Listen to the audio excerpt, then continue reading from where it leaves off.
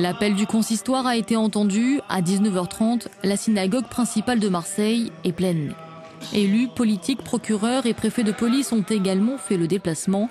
Seul orateur à la tribune, le grand rabbin s'exprime. Il connaissait le père de famille tué hier dans le drame. J'ai parlé donc d'accepter les décrets tels qu'ils sont, mais surtout ne jamais réagir en fonction de ce que l'on pourrait avoir tendance à faire, en développant des sentiments de haine. Il s'agit de garder le calme, de rechercher la paix et de se dire qu'ensemble, on peut peut-être justement prier pour un monde meilleur. Dans le recueillement, on retrouve une communauté choquée, mais très soudée et mobilisée. C'est la première fois que je vois ça depuis que je suis à Marseille et ça me touche énormément que Marseille se mobilise autant pour cette famille. Et je suis vraiment très peinée pour ce qui se passe. J'ai été très impressionné par la mobilisation spontanée de la communauté juive face à cet événement imprévu et horrible.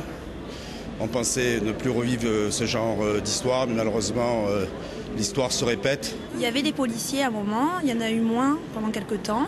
On a les membres de la communauté qui s'occupent de faire la sécurité aussi.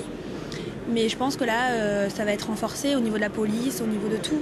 Effectivement, hier, les autorités juives ont rencontré le préfet de région et le préfet de police. Leur garantie, les mesures de sécurité seront renforcées autour des écoles et des synagogues. Ça rassure les parents, ça dissuade et c'est essentiel dans la conduite, en tous les cas, des affaires sécuritaires de la communauté. Il est important qu'on puisse sécuriser tous les lieux juifs de la ville de Marseille, les écoles, de manière particulière, mais aussi, de manière générale, l'ensemble des autres lieux juifs, y compris les synagogues. Et ce matin, une minute de silence a été observée à 11h dans toutes les écoles françaises.